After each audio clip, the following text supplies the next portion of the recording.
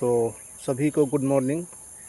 पता नहीं सरकार इनसाइडर को घुसपैठियों की हर वैकेंसी में लेने की वो हर तरीका जो है अपनाती है और लोगों को गुमराह करने की सुविधा मतलब कि गुमराह करने की हर संभव जो है काम करती है।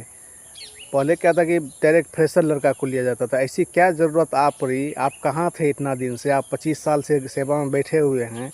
आपने इनसाइडर को आपने ठेका पे आदमी को रख लिया। आप उस आदमी को जो फ्रेशर लड़का है जो आपको 100% काम करके देगा ईमानदारी से बिना पैसा लिए, उसके लाइफ के साथ आप खिलवाड़ कर रहे हैं और इनसाइडर को आप घुसने का वो नायाब तरीका खोज रहे हैं।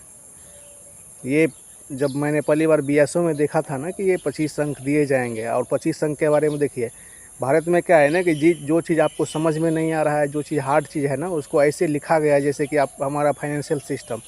अब उसमें राजकोषीय घाटा वगैरह के बारे में इतना लंबा चौड़ा दे दिया है कि किसी को पता नहीं है, और जिसको पता है कि राजकोषीय घाटा क्या है तो फिर वो बोलेगा तो उसका आवाज़ ऊपर तक पहुँचेगा नहीं। तो जिस चीज़ में घोटाला करना है उस चीज़ को इतना जटिल बना के रखिए जनता को समझ में नहीं आ सके सालों साल, और नेता लोग अपना टोपी सेके।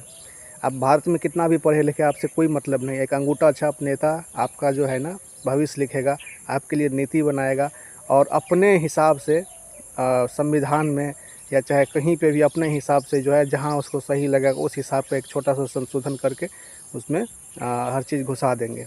बिहार एसएससी सीजीएल 4 में जब आपने नोटिस निकाला तो उस समय में क्यों नहीं डाला कि भाई इसमें मैं 25 अंक संविदा वाले को लूँगा? अभी आप दे रहे हो। तो ये सब कुछ नहीं है, ये सब सीट बेचने का। मान कर चलिए एक सीट 30 लाख में बेचता है, यदि 10 सीट भी बेच दिए तो 1 करोड़। 10 सीट तो बिकेगा नहीं, कम से कम इसमें बिकेगा तो 10% से कम सीट बिकेगा नहीं, क्योंकि इसका जो गंदा खेल है ना, इसका गंदा खेल का जो है ना बहुत पहले मैं परिणाम भुगत चुका हूँ। तो बिहार का जितना भी वैकेंसी होता है उसमें 5 से 10% सीट पे जो है ये लोग जो है इस तरह का अनोखा गंदी घिनौना काम करता था। पहले आंतरिक रूप से करता था, अब इसको ऑफिशियली जो है ना ये सब घुसाने का तरीका है। आप ही समझिए कि जो संविदा पे है, आखिर वो तो संविदा पे इसीलिए है क्योंकि वो उस सक्षम नहीं थे परीक्षा देने में, और जो लड़का सक्षम है उसके साथ उसके भविष्य के साथ ही ऐसा कर रहा है। तो मैं तो यही चीज़ बोलूँगा कि सरकार इस चीज़ को वापस ले, और जैसे वैकेंसियाँ जितने भी वैकेंसियाँ हैं फ्रेशर लड़कों को रखे ताकि लड़के पढ़े लिखे। नहीं तो फिर सिंपल सी बोल दे कि भाई अब पढ़ना लिखना नहीं है, पैसा की व्यवस्था कर लीजिए, तो लड़का जन्म लेगा और पैसा की व्यवस्था कर देगा, क्योंकि पता रहेगा पहले से।